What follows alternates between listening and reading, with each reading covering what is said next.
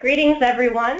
My name is Norea Hoft, Senior Marketing Associate at Collins Group, a division of Campbell & Company. I'd like to welcome you on behalf of our entire firm to How to Ease Your Board into Fundraising, one of many in our free webinar series this year. Today is March 15th, 2016, and we are broadcasting live from Seattle and Portland. Before we begin the presentation, I'd like to quickly go through some logistics. To ensure a great webinar experience, please close all programs other than GoToWebinar running on your computer. Call in using a telephone instead of using your computer speakers if you can. Mute your phone. And if you experience visual issues, use your GoToControl panel to send us a chat. You can also contact GoToWebinar at their 1-800 number. Today's webinar will last 60 minutes, and you'll earn 1 continuing education credit that is good with your participation with CFRE International. And about an hour after the webinar concludes, you'll receive an email from GoToWebinar that includes information on how to download your certificate, as well as a PDF of the presentation slides and handouts. And yes, this webinar is being recorded, so you will also receive a link to the recording. And your handout section there in your GoToControl panel contains a PDF of the slides that you can download right now if you want. If you have any questions during the webinar, please type them into the questions box.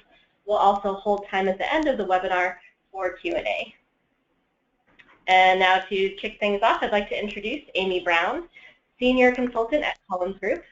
Amy has more than 20 years of experience in the nonprofit sector, significant expertise in campaigns, major gift development, and donor relations. She's a native Oregonian based in Portland and has worked with clients throughout the Northwest, including Idaho Conservation League, Girls Incorporated of the Pacific Northwest, PMCA, and of course OMSI. She has worked on fundraising campaigns with goals as large as $39 million, and she has held leadership positions with AFP, WVDO, and the Nonprofit Association of Oregon. Welcome, Amy. Thank you, Norea, and welcome to all of you today. We really appreciate your joining us. In today's webinar, we're planning to guide you through a process that will help explore and demystify your board members' fundraising fears, help them get comfortable with major donor conversations, and really provide you with some practical tools to get your board excited about fundraising. And I know that on today's webinar we have several board members with us, which is excellent, and we really applaud you for joining us and taking time out of your schedules as well. So before we get started, I want to be sure that we introduce our wonderful guests. With us today are Erin Graham and Walt Wyler from OMSI, the Oregon Museum of Science and Industry, which is one of our nation's leading science museums.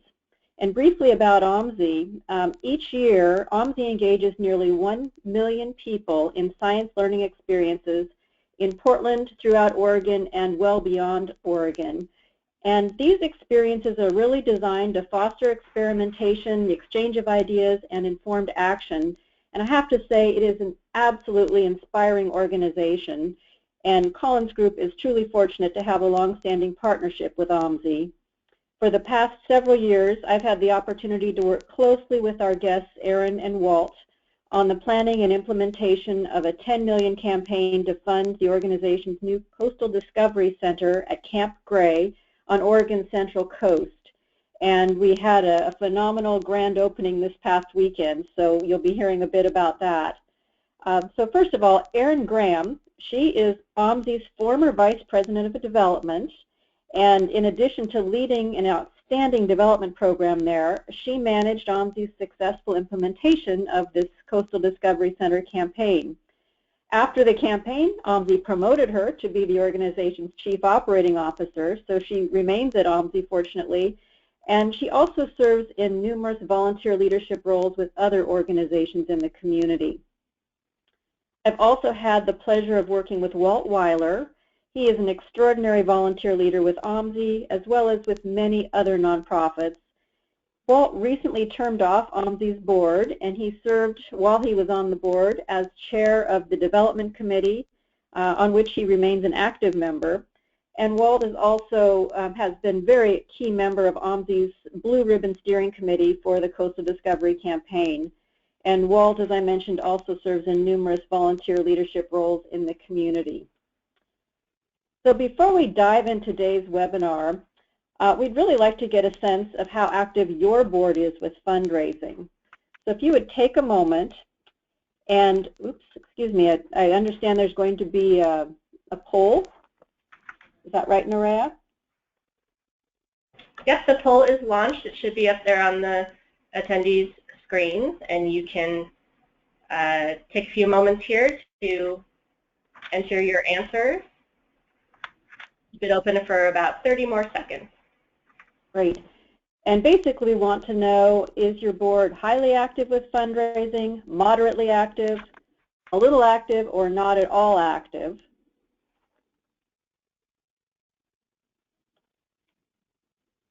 And while you're taking, go ahead.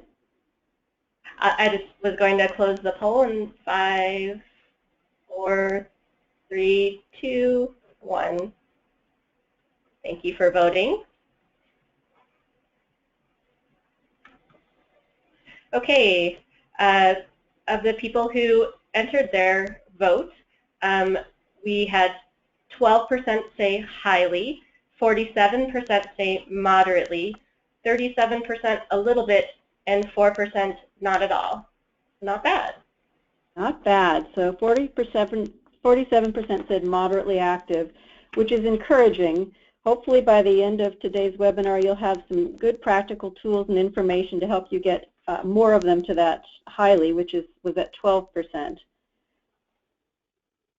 So we're going to be sharing a fair amount of information today, and we just want to be sure if there's one thing that you take away from this, that it is the confidence thing. You know what success looks like, and our goal today is to really help you help your board members achieve it so that they too are effective with fundraising. So in brief, what we plan to cover today are 3 areas.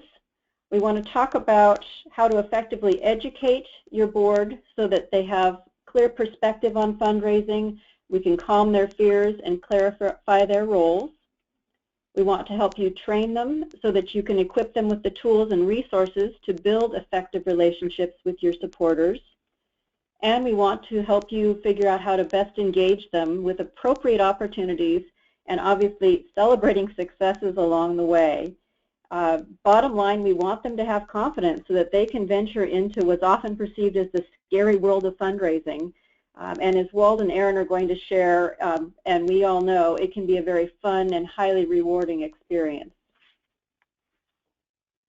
So let's start with education. Since board members have various levels of understanding and knowledge about fundraising and experience, we want to help them basically get some perspective, calm their fears, and clarify their roles. And as many of us know, those roles can be many. So starting with this pie chart, we find that sometimes just giving them a snapshot of where giving comes from, and this chart has been produced by Giving USA. It's part of an annual report, and it provides a really clear summary of annual giving in the United States. And when you look at this chart, it's clear that most of the giving comes from individuals, not foundations or corporations as many board members often think. But when you think about it, if you add in bequests, which also come from individuals, that's 8% on the chart, and you look at family foundations, and that's about 7% of that 15% listed in foundations. The total giving from individuals is 87% of contributions in 2014. And I want to note that this giving breakdown is very similar to what was the case in 2013, and we're guessing will be very similar to what we see in 2015. The report is due out in June, so we will find out then. So to make this information relevant for your organization, we suggest you share something like this pie chart to give them some framework, and then perhaps consider sharing your own organization's contributions pie chart. Point out the percentage that you currently have from individuals, and most organizations are looking to grow that piece of the pie because that is where most of the money is. Of course, there's always exceptions. Not all organizations are focused solely on individuals or mostly on individuals. I mean, you look at something like business for culture and the arts or something is going to have a larger portion of their pie, obviously, from businesses. But the majority of organizations are really looking to grow that individual pie slice just because those are the folks that can make the major and planned gifts and that really are the bread and butter of your support. And because board members are the ones that are most likely to have the connections with these folks, we encourage you to really focus your board members on individual giving, especially those that have the greatest capacity to make those major and planned gifts.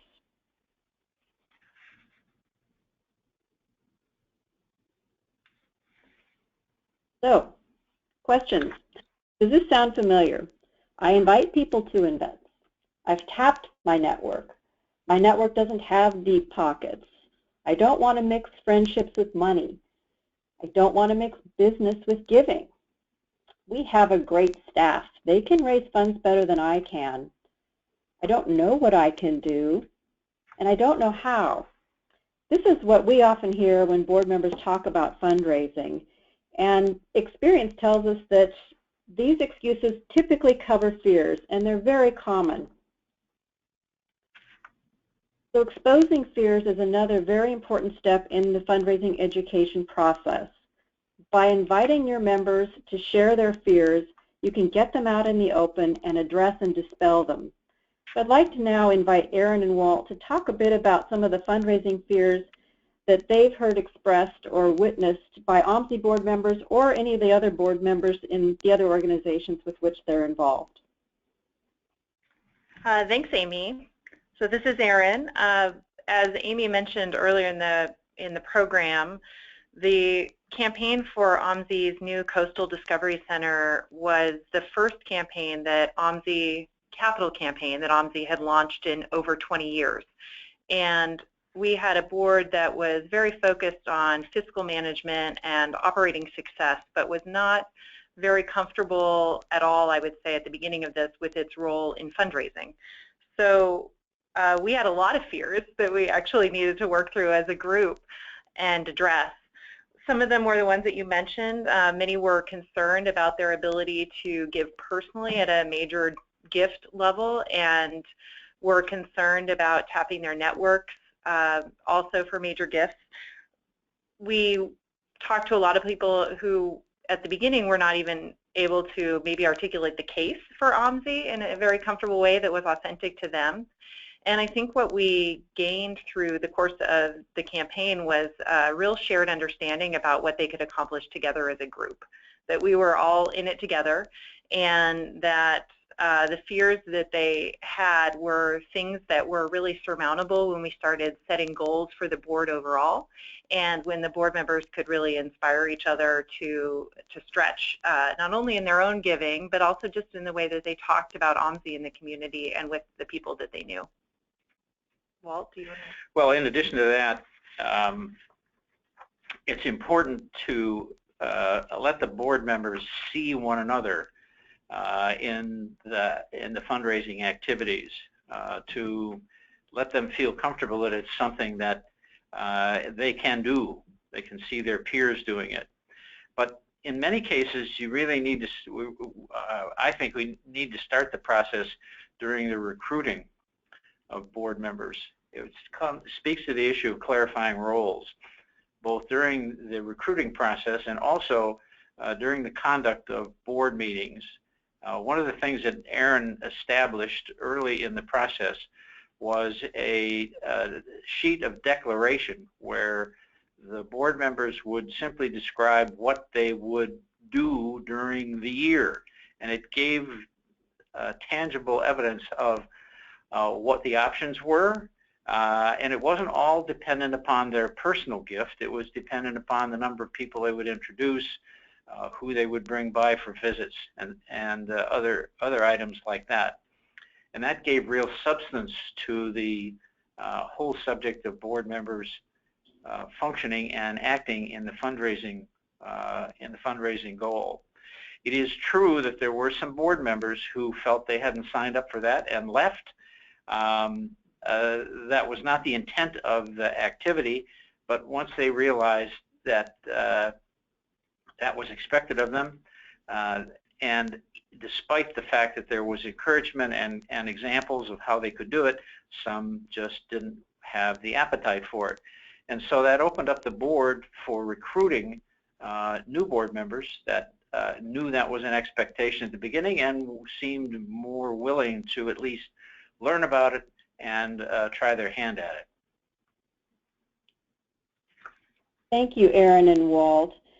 So fears are common, they're natural, they're okay, and our goal is really to expose them and help board members release them. So now it's your turn. Please tell us which of the listed fundraising fears you most often hear from your board members. And if you are a board member, please tell us your greatest fundraising fear. So we'll take a few moments for you to do that.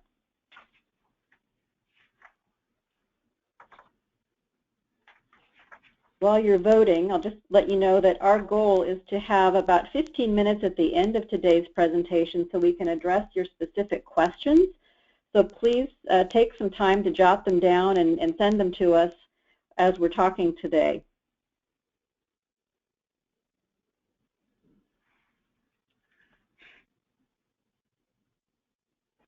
This is Nerea. One person asked if that declaration was self-generated.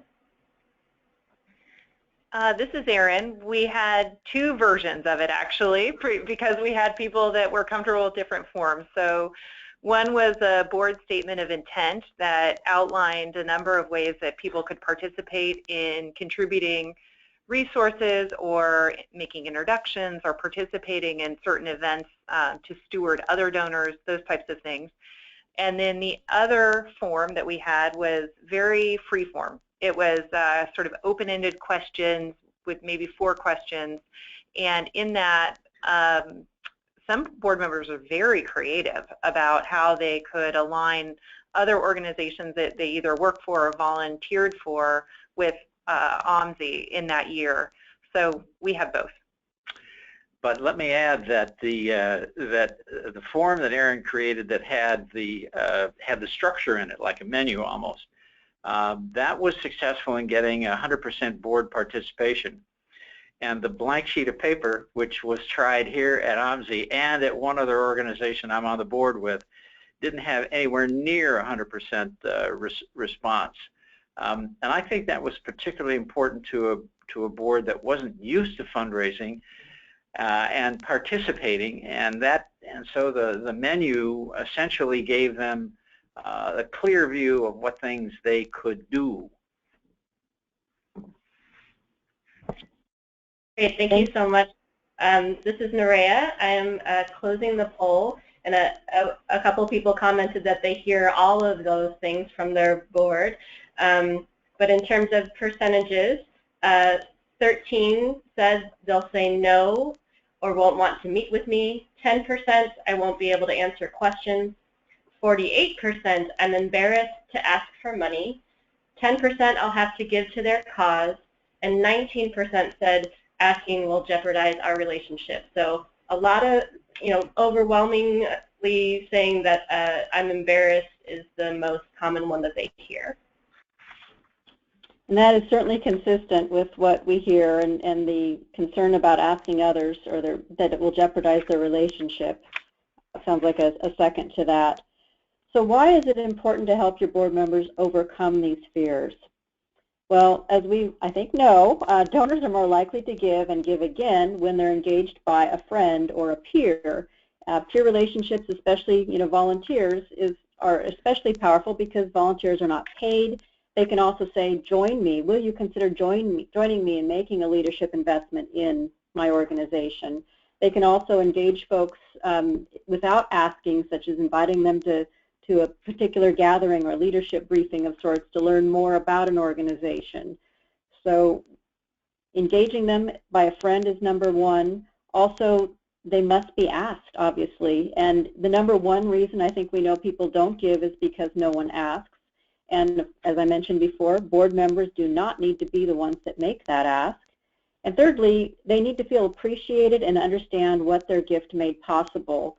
So it's really critical to thank them, share the impact of their gift, not over-ask. I was at a conference last month where Penelope Burke reported that her research indicates that the #1 reason donors don't renew is over-solicitation. So being thoughtful about how often you're asking is also very important. So basically making them feel appreciated and that they're making a real difference. And of course, stories are an excellent way to communicate impact, and board members can talk about why they're engaged and share their stories in a very natural way. Just realized I did not show you these additional pieces as I was talking, so my apologies. I will pay attention to the screen more. So from a board member standpoint, in addition to providing board members with fundraising perspective, calming their fears, it's really important to help clarify and reinforce their roles. And Erin and Walt just talked about that as part of what they did with OMSI. But that can be done through job descriptions, communicating through recruitment, onboarding, regular meetings, role models. There's so many ways to communicate their specific roles. So Erin and Walt, I'm going to turn it over to you and let you talk a bit about how you've done that with OMSI and perhaps other organizations. All right, thank you. I'll start and then I'll kick it over to Walt. Walt and I really worked in very close collaboration as a team. So Walt was the head of the development committee. He also served on the campaign cabinet for the Coastal Discovery Center, and he led the Board Gifts Task Force, which was a task force we set up to achieve 100% giving among the board to both our annual fund and to the campaign. And so we talked a lot. We met weekly trying to put together strategies and how to engage board members in the campaign and how to help them feel successful in their participation and in their giving, both to our annual fund and to the campaign itself. I think Walt was really the champion for the project among the board. He helped them to think differently about what they could do together. We had a stretch goal that we had to set in order to meet our overall campaign goal, so it was a milestone, and it was more than the board had ever given, as far as we could tell, in the 20 years since the last capital campaign. And to get a group of people to believe that they could do it took a lot of persistence and encouragement and positive reinforcement. And Walt really carried that banner, I think, for the organization and on behalf of the staff. We also worked to make sure that we were engaging each and every board member in participating in a way that felt good for them. So we met with everyone. Either Walt and I would go, or another staff member would accompany another member of the Board Gift Task Force. And we would not only ask them for their participation, but to help us and to give us advice in how the campaign proceeded. And so people felt meaningfully engaged, I think, in a way that was really personally relevant for them. It's a lot of work, but it paid off, and we were able to achieve this much higher goal than the board had ever achieved. Well, these one-on-one discussions that Erin was mentioning were particularly important because when you're face-to-face like that, you have a chance to read all the body language and see what people are really concerned about. If I go back for just a minute to the last survey you made about such a large percentage of people being concerned that it will jeopardize their relationship, the fact of the matter is that development, the word development, really has to do with relationships. And spending time on relationships takes up 90, maybe 95% of the whole, quote, development process.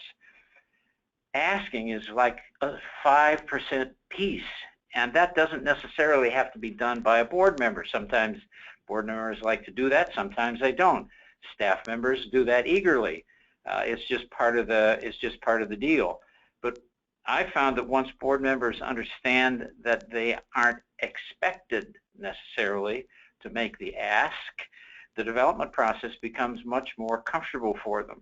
I think that's a really important thing to convey. And as already been mentioned, board members are in a position to introduce potential patrons to the staff, and to help determine the strategy that a particular patron will be approached with. Development, familiarity, strategy are all things that fit in that 90-95%. It's an important way to put board members at ease about the role they can play, and makes it more practical, I think, for them to participate. This is Amy. Walt, thanks so much for pointing that out. We often have a picture of an iceberg with the tip being representative of the ask, which, as Walt mentioned, is basically about 5% of the whole fundraising or development process. The majority of the work is relationship building, and we'll be talking a little bit more about the donor engagement cycle shortly, but that's exactly right. And I think once board members realize that they are not on the hook to make the actual ask, they relax tremendously. They know this is about building genuine relationships and meeting their donors' values and helping them achieve those values. It really changes the perspective and the level of engagement. So in addition to providing board members with some basic education about fundraising, it's very important to equip them with some essential tools and resources so that they have what they need to build those long-term, genuine, values-based relationships with your supporters. And of course, all of this is contributing to their confidence level, which is our ultimate goal with board members here. So here's the roles and the nuts and bolts, basically, of the donor cycle that we were just referencing. There's many ways that board members can step in, and I'm just going to give a couple of examples and then turn it over to Erin and Walt. But at the top, obviously, the identification or the acquisition of donors and or logical supporters. And ideally, these with board members are going to come from within your donor base, people who are already close with you, and folks that they have a relationship with and can help you engage further. And who you have the board members engage with are ideally the folks that have the greatest capacity and connection and likelihood of investing in your organization on a larger level and on a long-term, ideally, eventually a planned gift or a deferred legacy level. The second stage is really that cultivation stage where folks meet with potential prospects or donors, and we suggest that you keep that manageable. Maybe each board member has 2 to 5 that they are cultivating at a time so that it is manageable, and they may invite them to a house party or invite them to a natural cultivation opportunity, which we'll talk about, something that's going on with your organization. But really take the time to connect with them, listen to what's important to them, and find out how they might want to further engage with your organization. Of course, the third is the solicitation stage, and that really is where you're conveying that accountability and trust about your organization. And the board members do not have to be, again, the ones to make the ask. If they're willing to, that peer-to-peer ask is very powerful because they can say, would you join me, but not essential. And then the fourth, of course, the stewardship.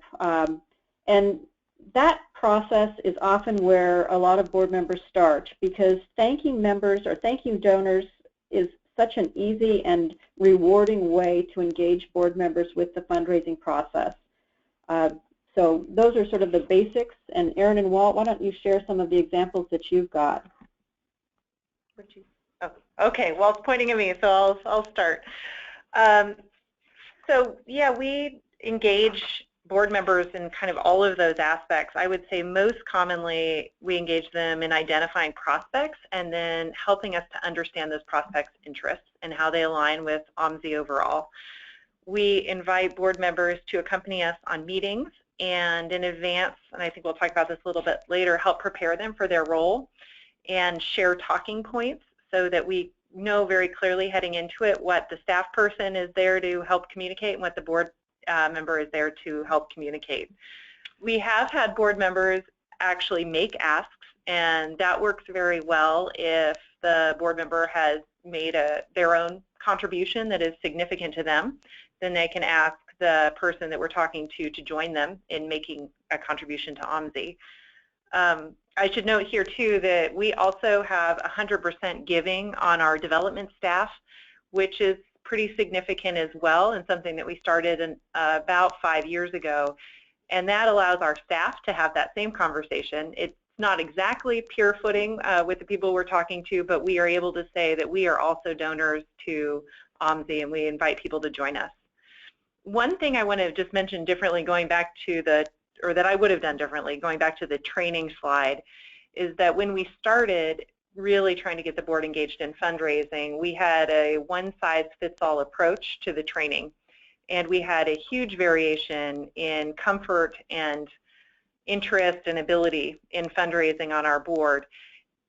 If I were to do it differently, I wouldn't take that approach again. We had done kind of a fundraising 101, but it didn't resonate well with some, and with others it seemed to work, but they were all sort of grasping at what to do specifically. So we shifted strategies and began to present at board meetings and actually ask board members to talk about how they had engaged people in the community at the board meetings. So it was a peer-to-peer example. This was Walt's idea, and I think it worked very well because then it was concrete. People could hear how other people on the board were engaging donor prospects or helping to steward them, and it was something that then they could replicate as they were thinking about their own contacts. So just to pick up from that last one, and we'll talk about it again, but it was really very important to ask board members who had taken the initiative to describe what they had done, how they had engaged a patron, and what the results were. And it had two dimensions because it was done in an open meeting. It was like rewarding good behavior, number one, and number two, it was when other board members heard it, it became clear that it wasn't that difficult. And so there was a lot of modeling that went on during those discussions. And it did take some pieces of board time, but I think it was among the most important things that happened. And it was also clear during those discussions, if you look over at this green circle, it was also clear during those discussions that the quote development strategy for an individual patron was personalized for the specific patron. What were they interested in? What had emerged from the conversations, all part of the development process, then allowed a strategy, many times not really a very complicated strategy, but a strategy to be composed and personalized for that specific patron. Hi, this is Nerea. Thanks, Walt and Erin. We had a quick question from the audience. How did you acknowledge the board members' contributions, either formally or informally, along the way? Great question. We did it in many ways. So, and I think there's a little bit about this later in the presentation, but I can give some high-level feedback. We put it out there that it was very important that we reached 100% board giving. And we made sure that that was part of the board goals for the year. So our board actually develops written goals every year for their own work, and we made sure that that was one of the pieces included. And we celebrated when we reached 100% board giving by giving people bottles of wine with special tags at a board meeting, and also really acknowledging the group. And everyone shared a round of applause. As we hit other milestones, for example, 100% giving to the Coastal Discovery Center campaign, we would do special receptions and invite board members and really try to make those moments seem special, because they were. I mean, that represented a big lift from our board at the time, and we wanted to make sure that we were acknowledging that work. I think there are a couple of other pieces that, first of all, we never discussed openly what any board member had contributed, and there was a range of investments that board members made, and that was important, I think, to preserve the privacy that an investment represents. And the second thing is, I think we found that having there be a collective goal rather than a minimum, having a collective goal was very easy to convey and talk about. those were two very helpful pieces in the whole process. Thank you. So showcasing role models as a very effective training method and setting and celebrating collective goals, also those really helpful examples. Thank you both. So as we've been talking about, genuine fundraising is really an ongoing process of discovery and relationship building that's based on shared values. So as you're working with board members and determining your unique value proposition for each donor, you really want them to help figure out why do they personally invest their time and resources in your organization so that they can convey that and also explore that with your potential supporters. Erin and Walt, do you want to talk about some of the discovery processes that you've engaged your board members with? Well, at the centerpiece of the willingness of a board member to serve or a patron to invest, the centerpiece is having a clear understanding of what the organization stands for. And on the board here at OMSI, there was regular discussion about the value of this organization to the community. And that's really a centerpiece for board members to have clearly in mind. There is the concept of the elevator speech. Well, that's where it comes from. Those things that a board member feels the organization's value to the community is. It's an important part of ongoing discussions. And OMSI did that piece really very well. And although it's a repeat from what many board members already thought, the concept of going through it and reviewing it and the elevator speech reinforced and armed them for those development conversations that happened. Yeah, I don't know that I have a lot to add to what Walt has said beyond what we've already talked about, but internally we did and still do have weekly meetings that we call major donor strategy meetings, where the gift officers and the president and myself and other key people, if we need to include them, will come together and share knowledge to develop strategies for donors. And then as we do that, we also call board members who have relationships with those donors and kind of bounce our ideas off them and see if they have any more ideas to contribute, so that we're being really thoughtful in our approach and trying to engage the people that we know who have relationships with the prospective contributors. Thank you both. So common traits of donor conversations. Conversation, not a presentation. 90% of the time, maybe more.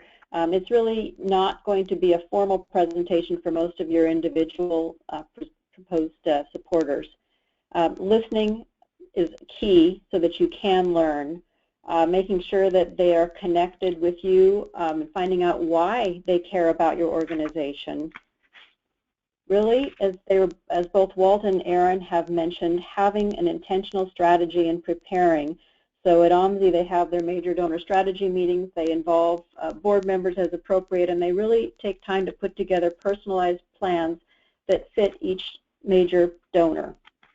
And bottom line, it's about the donor. You want to treat them as you would want to be treated and find out what's important to them.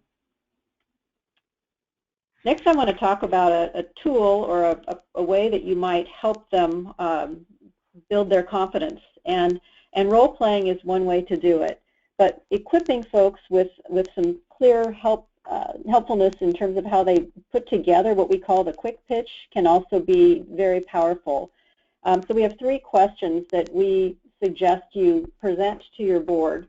And imagine, that perhaps you're in a car with a friend or some other situation that has a captive audience, and the friend says, "Hey, what are you up to these days? Anything special?" You want your board member's first response to tell them about him or their relationship or connection with your nonprofit, and if you're in a campaign, to talk about that campaign. And you've basically got about 30 seconds to say something that's going to get their attention and their interest. So we often suggest that board members take some time and have some fun with this, maybe 2 to 5 minutes, and think about how they would do their 30-second spiel or quick pitch. And these questions are often a great way to get them started. And OMSI has a little twist that they used when they did something like this. And Erin and Walt, do you want to talk about how you did the quick pitch? Sure. So Walt and I did twist this a little bit, but we decided to go into an executive committee meeting and do our donor ask meeting on stage, essentially. And so we didn't practice, we didn't rehearse, we just went into it like we would go into it if we were having a conversation. And we have a good relationship, so I knew what Walt was interested in. I knew how to talk about the things that we had going on at the time that would pique his interest, and I had a specific ask strategy about what I was going to ask him for in support that year, as well as asking if we could come back later and talk to he and his wife Nancy about their estate plans. So we went into it with the relationship, but cold otherwise, and just to show people that it could be done and so they could actually see our interaction. And of course I agreed, naturally, but it was, you could almost see, we have a pretty sophisticated executive committee, but the fact of the matter is seeing it in front reinforced the notion that it's manageable, it's practical, it requires some thinking in advance, but it's not tough. It just is, it's very natural to do. Thank you both. So we've talked about education and training as ways to help ease your board members into fundraising. Last but not least, we want to talk about engaging, and we've already talked about some examples. But you want to provide your board members with some appropriate opportunities to engage with fundraising and, of course, celebrate your successes along the way. And earlier, we've talked about natural cultivation opportunities. Erin and Walt, do you want to talk a bit about some of those that you've experienced and shared with the folks at OMSI? Yeah, I think we look for opportunities to showcase the kids and families that come to OMSI. So I would really emphasize the natural part of natural cultivation opportunities. We generally try not to create donor-specific events because then they just have other donors at them and they don't really get to see what we do and the kind of impact that we have for our various audiences. But we do arrange behind-the-scenes tours for potential donors, so we invite them in and they can meet with a board member and a staff member and get a behind-the-scenes tour and learn how a particular program operates. We also have met donors at programs that are occurring out in communities around Oregon. So not everything we do takes place here at the museum. We offer school programming and other things, so we can meet a donor at a library, for example, in Vancouver and participate jointly in a program that we're offering there and then talk more about what OMSI offers in that community that's relevant to them. My repeat on all this is that what's natural for me is discussing the community value of the organization. And Erin mentioned the notion of highlighting the beneficiaries, the kids and the families. Well, conceptually, the idea of declaring and identifying the community value is best fortified by having the potential patron meet the beneficiaries. In the case of OMSI, if you come to this building and there are 500 children in the building on that day, it's pretty clear who the beneficiaries are. It's the moms, it's the dads, and it's the kids. And that has very high community value to it. And when there are opportunities to introduce those patrons, potential patrons, to those kids and families, just in a simple conversation, it adds a significant amount of weight on the subject, forgive me again, of identifying the community value and highlighting it. Thank you both. So we've been talking a lot about OMSI. I just wanted to share an example of how this might look for another type of organization. In this case, it's an animal welfare organization, in particular an animal shelter. And this just gives you a snapshot, and you might want to create something like this for your organization where board members can see how each season they can engage their top 3 to 5 prospects or potential significant supporters that they are working with. And in this case, in the fall, this particular organization has an opportunity for people to go hiking with dogs that are up for adoption. In the winter, they can go skiing at their paw and pole. In the spring, they can golf in their Putts for Mutts to benefit the organization. And then in the summer, they have what they call their Dog Days of Summer Gala. But these are just ways where they can invite people to come and experience being part of the organization. And what's very important is how they interact with these folks along the way, sharing stories of impact, talking about why they're involved, finding out what is important, obviously, to the folks that they're engaging. So just one tool that you might consider using. Another is something very simple we call your top 5 action plan, so that each board member has, 2 to 5 that they are working on regularly, and that you check in with them consistently, make sure that they have the information, tools, resources that they need, and just sort of stay with them so that they are coached along the way. As Erin and Walt said, that one-on-one engagement has been most effective with the board members at OMSI, and it often is with many folks. Walt and Erin, is there anything else you want to add at this point? I think you've got the main points well said. All right.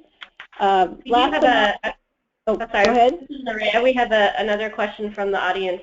How have you dealt with trustees who feel that cultivation events are a waste of time? In other words, everyone's too busy. Well, we acknowledge that there are always scheduling conflicts for people because people are really busy. And so for people who are less likely to come to larger cultivation events, we try to engage them in different ways. For example, we have a few trustees that would probably not come to a big VIP exhibit opening that had donors, but they would come to one-on-one meetings, and they're more comfortable in a one-on-one meeting atmosphere. So we try to work with them to figure out where they're most comfortable and then engage them in those types of events.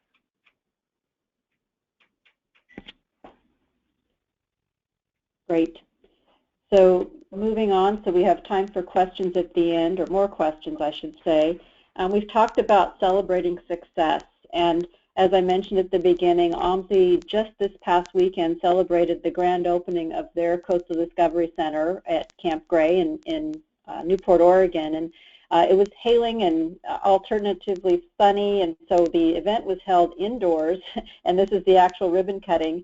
But there's several board members up there on stage with the executive director, and just basically making sure that they are front and center and showcased as leaders of this, because the board really is, they're your champions in so many ways, as are other volunteers. So there's many ways to engage in success celebrations. You can thank them, obviously, one-on-one and along the way. You can invite them to share their successes as role models at your board meetings. You can showcase model members in your reports, and obviously celebrating them through special milestones such as this event. It is an ongoing process, and the whole goal really is to continuously build their confidence and enjoyment with fundraising, and this can take many forms. Walt and Erin, anything else you want to share about how OMSI or other organizations celebrate milestones? I think just to add that we have done all of the things that you just mentioned, and really we approach it kind of like this idea of this collective goal. It's really a shared goal among staff and board, and we want everyone to feel successful and to feel like they were a part of it. And I think that was a big part of the VIP celebration for the Coastal Discovery Center. We had a big big community portion of the event, and we also had a donor dinner. And I think everyone in the room felt like they played a part in making it happen. And that's what we wanted them to come, and they did, and we wanted them to come away with that feeling so that we can carry that momentum into the next of OMSI's plans. Great. Well, we wanted to be sure to leave time for more questions, and we appreciate those along the way, but we've got about 10 minutes, and Nerea, do we have any other questions that we'd like to throw out here? Yes, absolutely. A lot have come in. This goes back to an earlier part of the presentation. Could you give some examples of how to pick roles for board members that speak to their strengths? For me, I think it goes back to the one-on-one meetings. You're going to accommodate the preferences and the capabilities of an individual board member, and the way you do that is you talk through the process, find out who they know that they are interested to introduce to the organization. That's a time for suggestions, a little brainstorming on how a specific patron might be included in the process. I think that's the best way to tailor the process for a specific board member. I would agree, and I think that there is such a wide variety of what people are comfortable in doing. You know, board members can be introverts and extroverts. Some of them are more comfortable with fundraising. Some of them are newer board members and less comfortable. And so it really comes down to asking them how they want to be engaged. And then knowing in the back of your mind that you have a menu of ways that you could suggest to them. So because there's likely going to be at least one thing on that list that will resonate with them and that they will feel comfortable doing as a beginning point, and then they'll gain comfort over the years that they serve on your board. Could you give a couple examples of how, say, two different board members engage differently? Sure. So one would be, as Walt said, that a board member may be very comfortable in making their gift early on in the year, personal gift, and then accompanying a staff member to go ask other board members to make their pledges and gifts for the year. Another way would be that maybe a board member through their company is very willing and it's easy for them to commit to purchasing a table at your annual fundraiser or gala. And then part of that ask is, great, thank you. We're so appreciative that you're sponsoring a table, and we would love to work with you to help fill your table with contributors to the organization. So then that's an easy and soft way where they're working with staff to really think through strategically who they're inviting and how they're filling their table, so it doesn't just end up being filled with people kind of in last-minute invitations who may not have the interest alignment with the organization.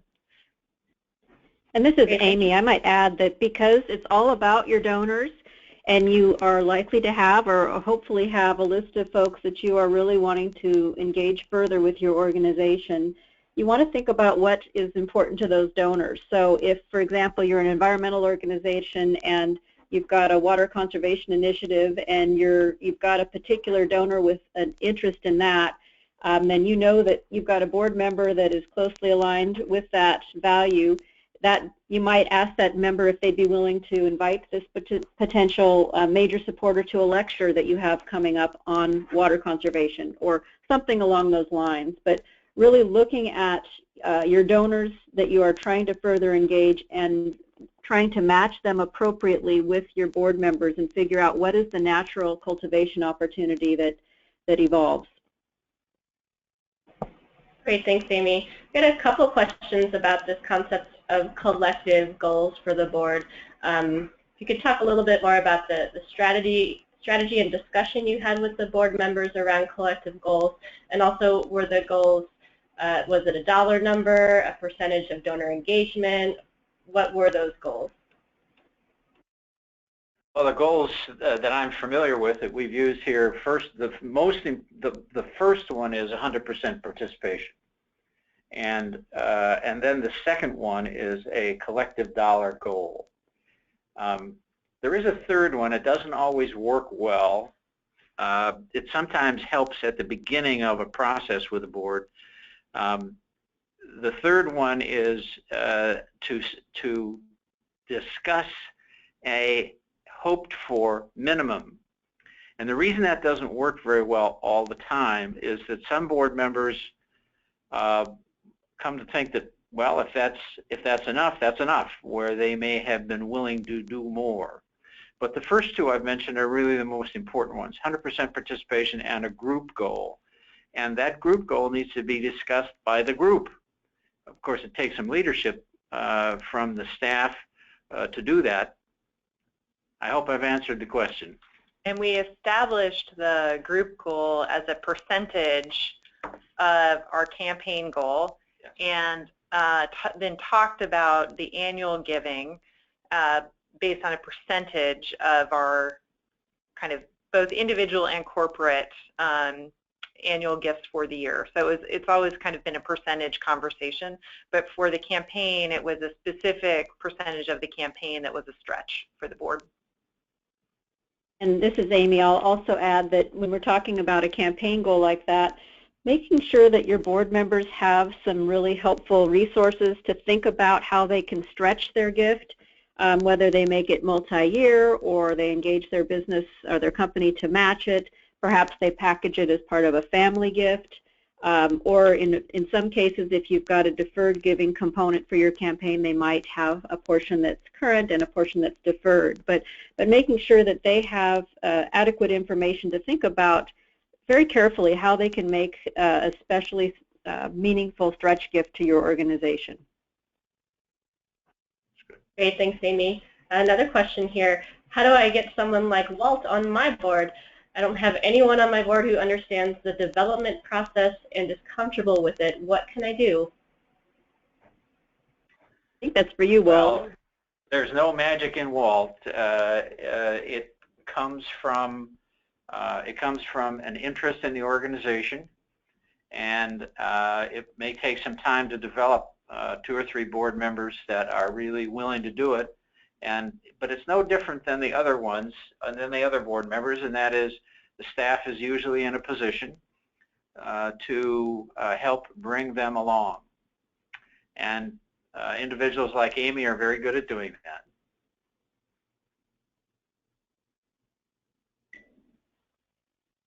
Great, thank you, Walt. Unless anyone has anything to add, we can move on to another question. Go ahead, Nerea. Could you speak to the importance of social media to your campaigns or engaging young adults? You know, we saved kind of that piece to the end of our campaign. We focused a lot at the beginning and found that we gained the most momentum by focusing on major donors and major individual donors specifically. And so that took a different kind of approach because it was a very individualized, one-on-one cultivation and ask strategy.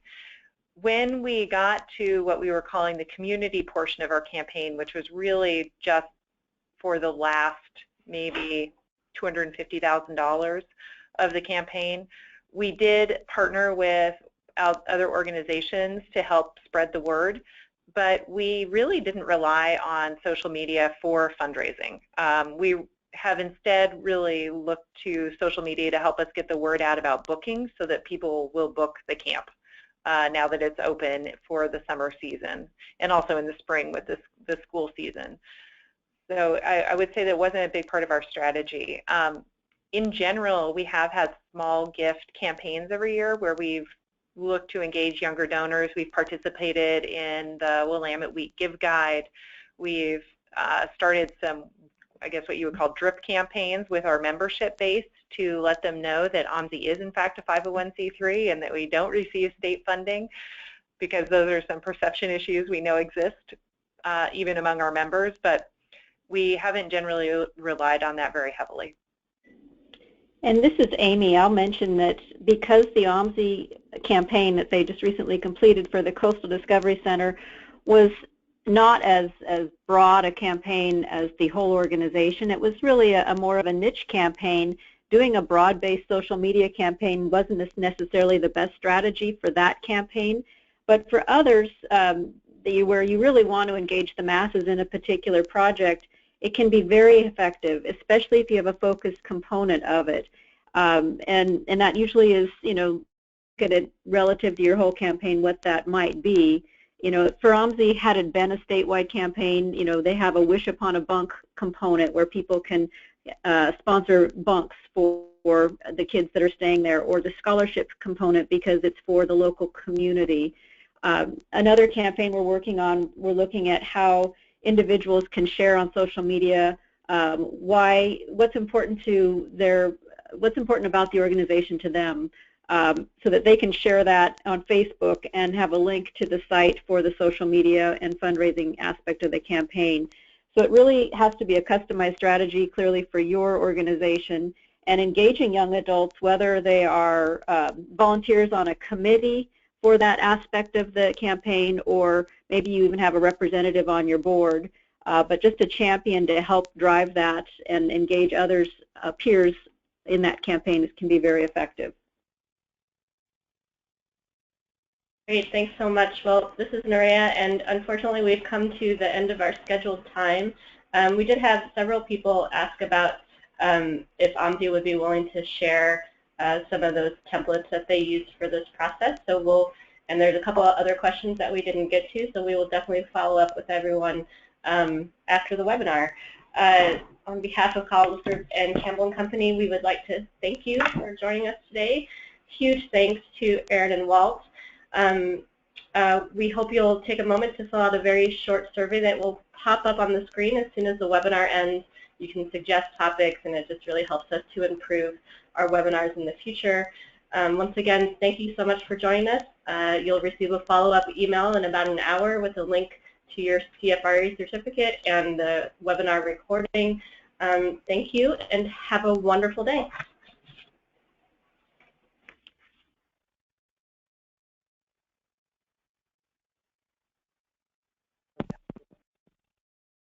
I'm not sure.